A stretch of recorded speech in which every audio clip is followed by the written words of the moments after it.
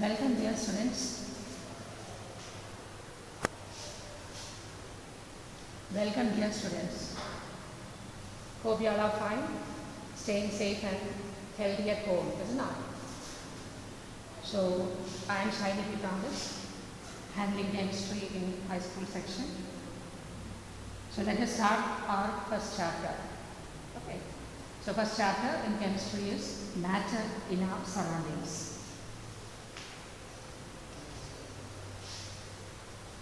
So matter. So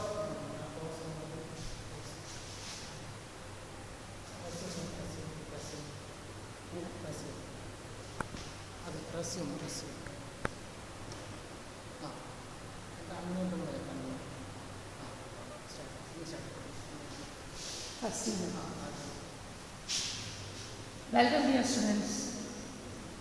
So I hope you are staying safe and healthy at home. I'm Shaini P. Thomas, handling chemistry in the high school section. Okay. So let us start our first chapter, matter in our surroundings.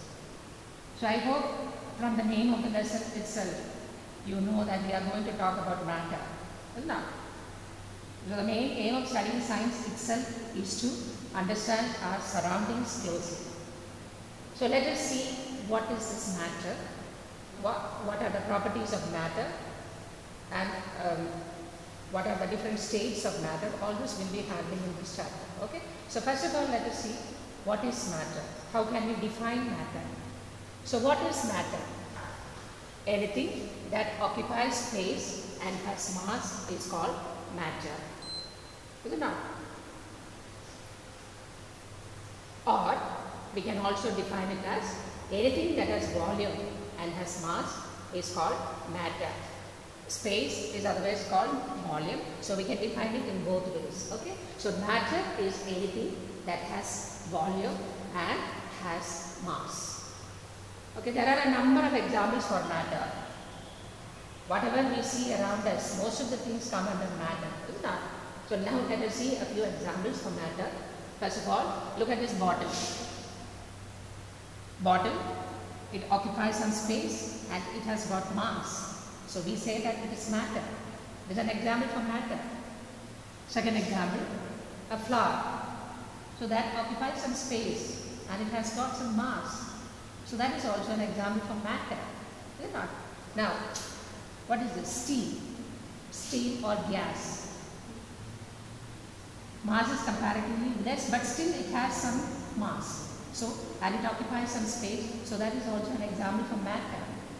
Now, a glass of water or a glass of milk, it takes some space. It occupies the space inside that. So, it is also an example for matter.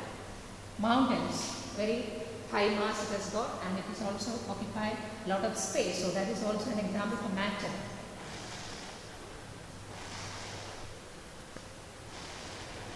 Even eatables, things which we eat, they are also coming under matter. They occupy some space and they have mass.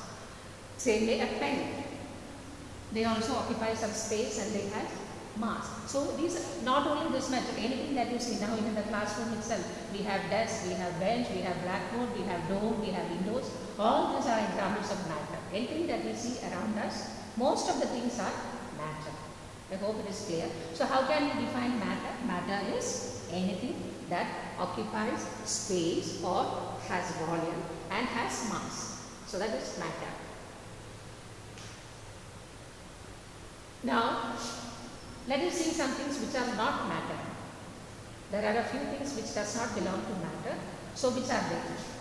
Now look at this. Friendship, love, jealousy, thoughts, taste, smell, hatred, greed. These are all not matter. Why these are not matter? Because they don't occupy any space or they don't have mass. That is why this does not belong to matter. They are non-matter. Now for example, friendship. I have a friendship with her. That's it. Do we tell that it has, I have 50 kilogram of friendship with her? No, we don't tell like that. Is it not? So it's just a feeling. So these are all examples of non-matter. Another example, love. I love my mother. So we don't tell I love my mother with 50 kilogram or 10 kg. and I have a lot of space. It does not occupy any volume also. It's just a kind of feeling. So these are all examples for non-matter. Feelings or which does not occupy any space or which does not which cannot be perceived by our senses. All these are actually non-matter. I hope you can understand. Now jealousy, thoughts, all this does not occupy any space or it does not have any mass. So they are non-matter. Then taste and smell, most of the time students confuse with that because food, it is from the food that we get the taste. Food is actually matter, but the taste is just a sensation or a feeling. That is not matter. So taste is not matter, but the food is a matter. Now smell also in the same way. We get smell from a flower or we get smell from perfumes, but perfume and flower is matter, but the smell is not a matter. Okay, I hope you can understand. Now hatred, greed, these are also non-matter. They don't occupy any space or they don't have any mass. Understand? So these are all examples of non-matter. So what is matter? Matter is anything that has volume and has mass. So that is actually matter. Now matter can be classified into three, that is solids, liquids and gases. We'll be seeing about that in detail in the next session. Okay, and scientists classified matter into two, that is physical nature of matter as well as chemical nature of matter. In this lesson we are going to deal with the physical nature of matter, okay, physical properties of matter. Now we know that what is matter and we know the examples of matter. Next is we have to understand what are the properties of this matter. So to understand the properties of matter, I have taken an example of water. Just one example. There are many examples. For convenience, I am taking an example. Okay. So now just look at this glass of water. How do you feel? When you look, you feel that it is a continuous material. Is it not? So, but in reality, is it continuous? Now, another example, you see this, a sand. Okay, a heap of sand. From far, when you look at this, we feel that it is a continuous matter. But when you go near, you can take it in your hand and we understand that they are made up of small grains. Okay, so there was a controversy. In the beginning, there are two theories regarding this matter.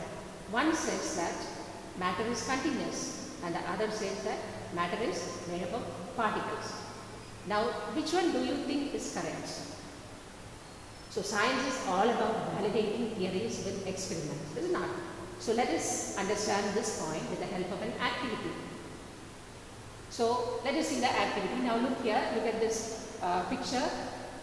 For this activity, we need a beaker, we need water and some salt. So, first take a 100 ml beaker and you fill 50 ml of it with water.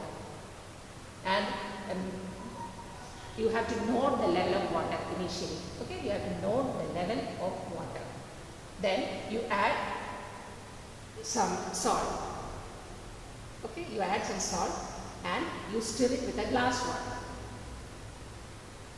After stirring, what do you observe? What can you observe? Is there any change in the level of water? Or can you see the salt there after stirring? No, we cannot see the salt. It has completely dissolved and the level of the water also remains unchanged. It will not change. It will not rise. So from this, what can we conclude? We can conclude that matter is made up of particles.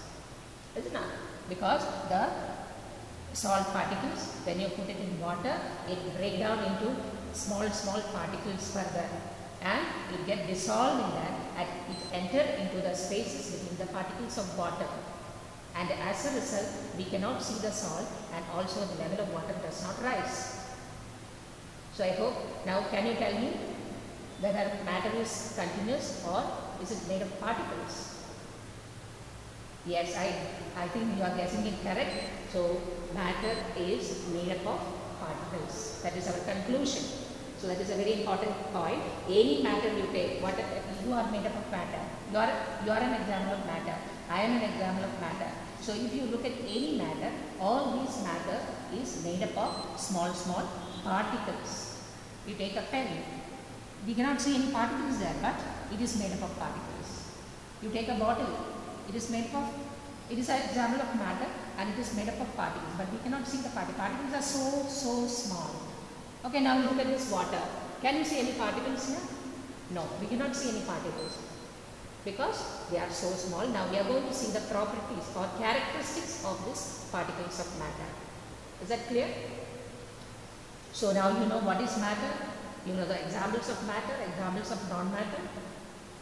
Next, you understand that matter is made up of particles. It is not any matter you take, it is made up of particles. Now, next what we are going to see is the characteristics of these particles. Now, what are the characteristics of particles of matter?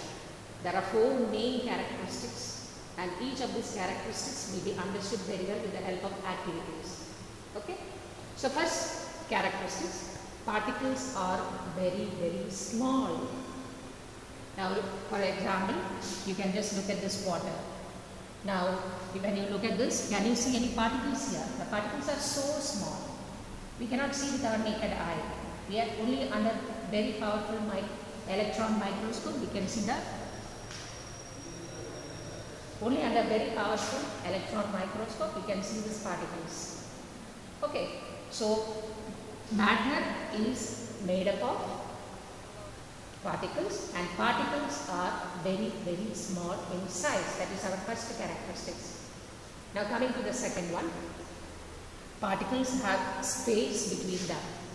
Now there are particles are very small, and if you see very closely under a microscope, you can see that particles have space between them. Then third point, particles are continuously moving. When you look at this water, can you see anything moving here? It seems to be stationary, but it is actually moving. In reality, all particles in matter are continuously moving. Nothing is at rest. Everything is continuously moving. Then, last point, particles attract each other. They attract each other, that is why we have what is called matter. Otherwise, they will repel. The particles, if they repel and go, we won't have what is called matter. Matter will be destroyed. So, particles of matter attract each other. So, these are the 4 characteristics of particles of matter. First one is particles are very small, particles have space between them, particles are continuously moving, and particles attract each other. Now, each point will be explained with the help of an activity. Now, this is the first point. Particles of matter are very small. Now, for everything, I told you in science we have to prove it. Is it not? Only through activities we can prove. So, for this activity, what are the materials required? Potassium permanganate. Potassium permanganate is KMnO4. The formula for potassium permanganate is KMnO4, water, beaker, and test tubes. So, these are the materials required for doing this activity. Now, take a beaker and take 100 ml of water in it, and just take 2 or 3 crystals, just 2 or 3 tiny crystals of potassium permanganate you take, and you put it in the first test tube, first beaker containing water, and you observe. What can you see? What do you observe? We can see that hello, are you able to hear?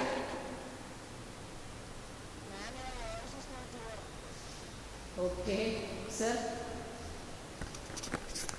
Voice is not clear.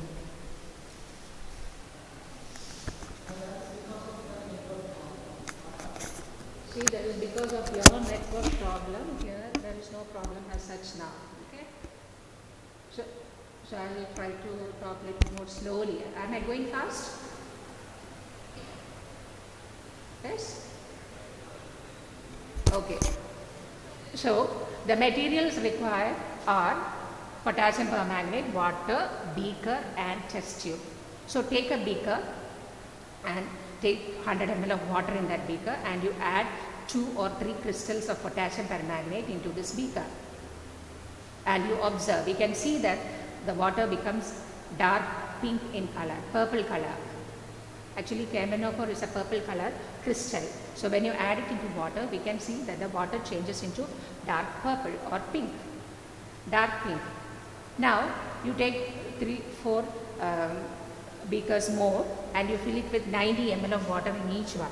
And from the first beaker, you take 10 ml and you add it to the second ml containing 90 ml of water and repeat it. Now again from the second beaker, you take 10 ml and add to the third beaker with 90 ml of water. So each time when you add 10 ml, it becomes 100 ml. Okay, like that you continue diluting for 4 or 5 times. And what do you observe? We observe that the water becomes pink even in the last beaker. Is it not? We can see that the water is pink even in the last beaker, but the intensity of the color fades or decreases. In the first beaker you have dark purple color, then as you dilute the color fades. Okay, and again if you take and dilute again, there will be a pink color, but it will be very, very light. So from this activity, what can we understand? We can understand that particles of matter are very, very small. 1 or 2 crystals of potassium permanganate can color a large amount of water. So one single crystal of potassium permanganate contains millions and millions of particles in it. So the particles will be very, very small and it is beyond our imagination. Okay, so conclusion is that matter is made up of extremely small particles which cannot be seen even with a powerful microscope. Okay. Now, second characteristics of particles of matter. Particles of matter have space between them.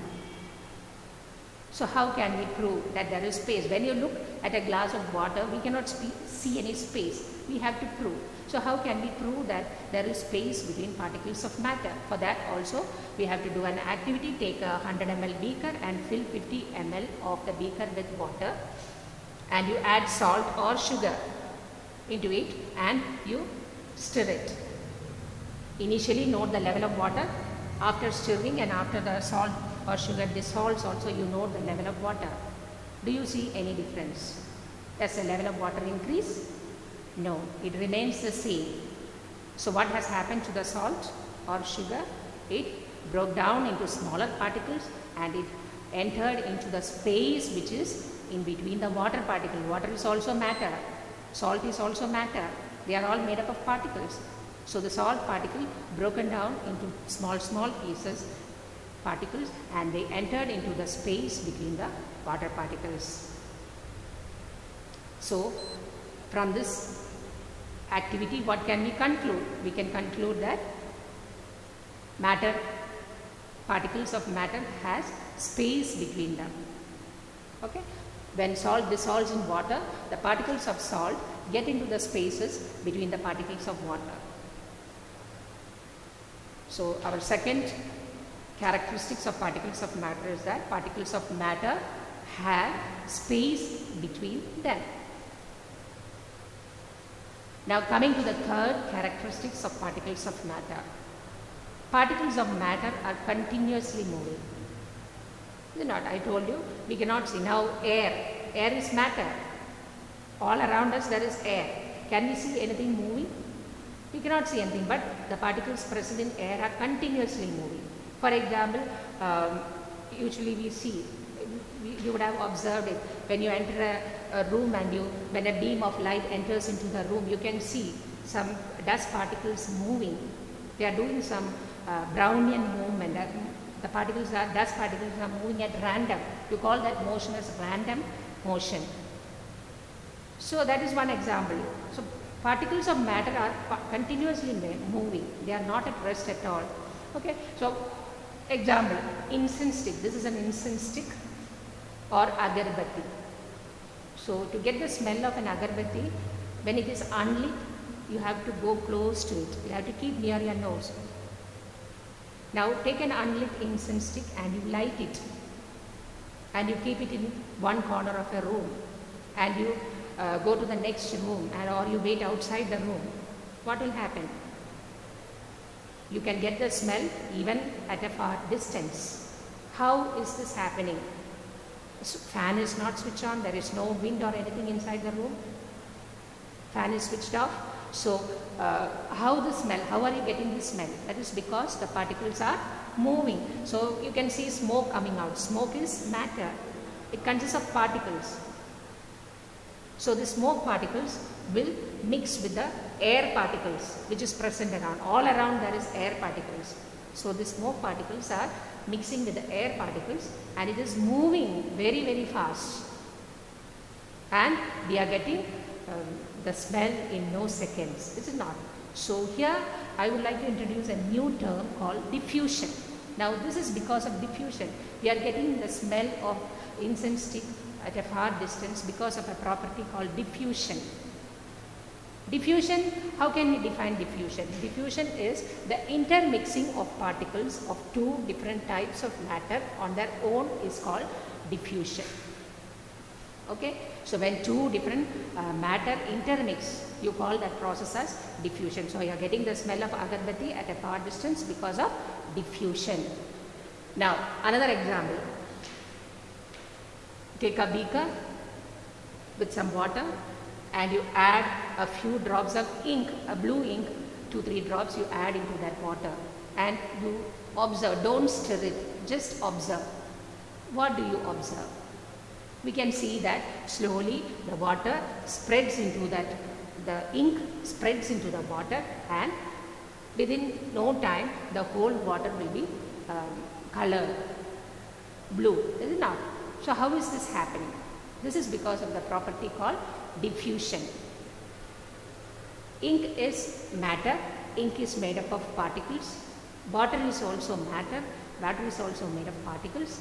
So the particles of water collide with the particles of ink, and due to this collision the ink spreads in the water, and this process of intermixing of two different particles of matter is known as diffusion. Okay, so here the color spreads due to diffusion. Now there are so many examples given in your text. You will have to read your text also, activities you will have to go through. Another example which is given in your text is about honey and ink. Take two beakers. In both the beakers you take water. In one beaker you add little ink, and in the other beaker you add little honey. A few drops of honey, and in the first beaker add a few drops of ink, and you observe. Don't stir or do anything, just observe. So what do you observe? We can observe that the ink spreads very fast, whereas the honey will not spread. It will go and settle at the bottom of the water, and very slowly only it will diffuse.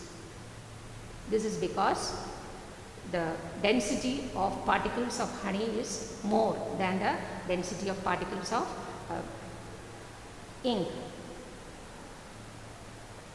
Okay, so that is one factor which affects diffusion, and the force of attraction between the particles in honey is more, and the force of attraction in the particles of ink is less. As a result, honey diffuses slowly, whereas ink diffuses very fast. So this is another example which is given in your text. And one more example is there, that is, take two beaker.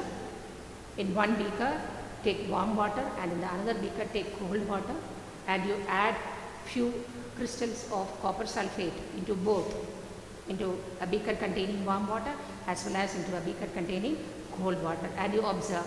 What do you observe? Don't stir it, just observe. What do you observe? In which beaker will the copper sulfate dissolve fast and the color spreads fast? Obviously it is in the beaker containing warm water.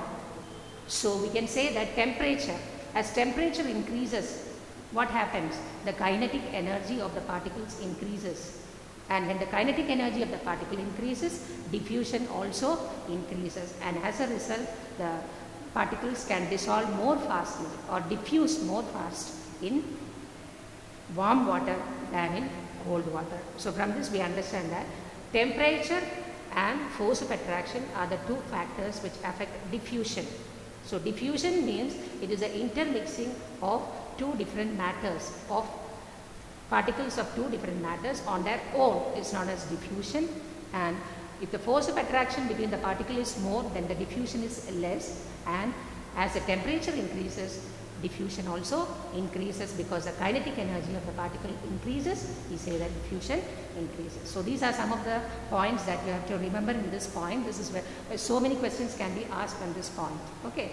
Even another example, if you take, you can say about cooking food. If your mother is cooking food in the kitchen, when you come near the front door itself, you will get the smell. But from a cold food, you don't get the smell fast, is it not?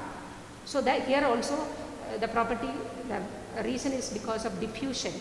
So when your mother is cooking food, the particles from the food mixes with the particles in the air which is around, and it moves continuously, and very fast it reaches to the other places or in the front of the door. When you reach in the front of the door itself, you get the smell. So all these are because of the property of diffusion. Okay, so diffusion is a very important property. Then another example is perfume. Example of perfume. If suppose you spray perfume and you go somewhere, or anybody is spraying perfume and coming, you can immediately get the smell at a far distance itself, because the perfume is matter.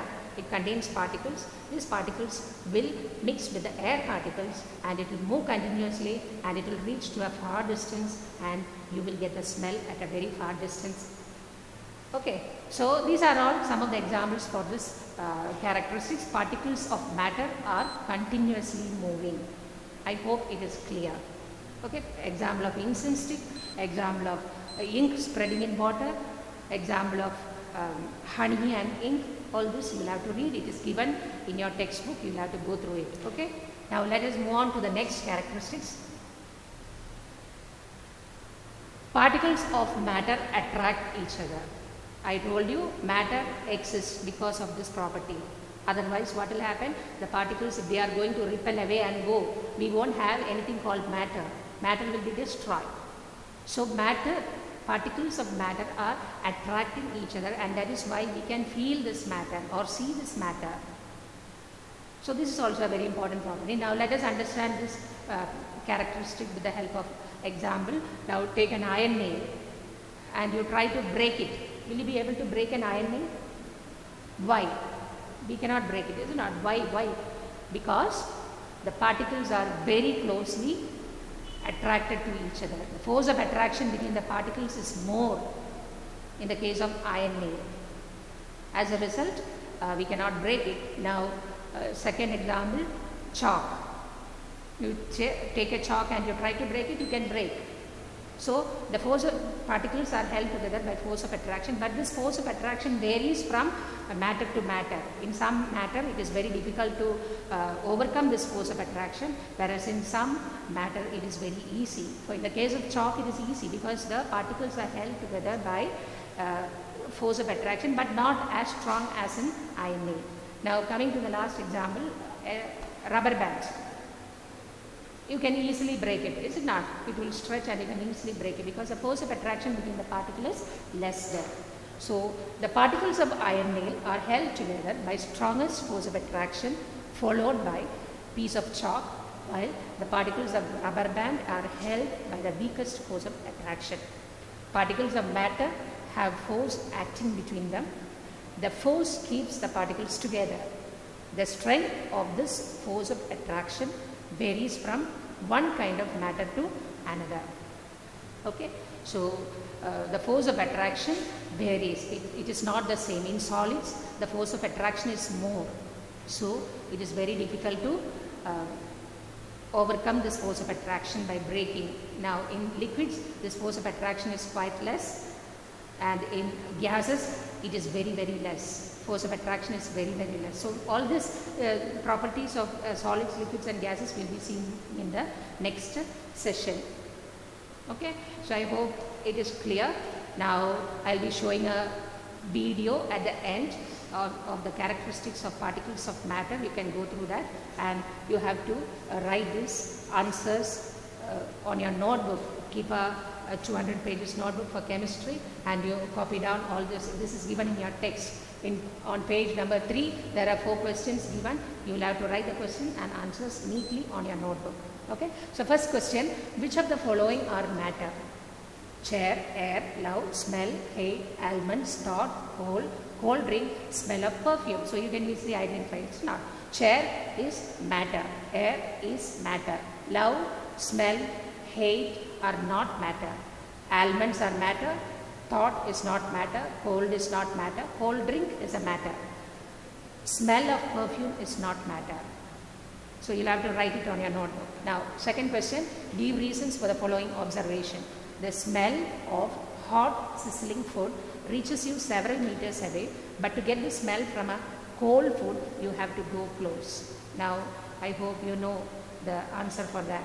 The main reason is due to diffusion. As temperature increases, the kinetic energy increases and diffusion also increases. So you'll have to explain and write the answer on your notebook. Now the third one, a diver is able to cut through water in a swimming pool. Which property of matter does this observation show? So the particles of matter attract each other, but in water the force of attraction is less, and as a result the diver is able to overcome this force of attraction and dive in the swimming pool. Okay. Now last question, what are the characteristics of particles of matter? So once again I will tell, first characteristics of particles of matter is particles of matter are very, very small in size. Second one, particles of matter have space between them. Third, particles of matter are continuously moving. And the fourth one, particles of matter attract each other. Okay, so now please stay online. You can watch a video on this characteristics of particles of matter.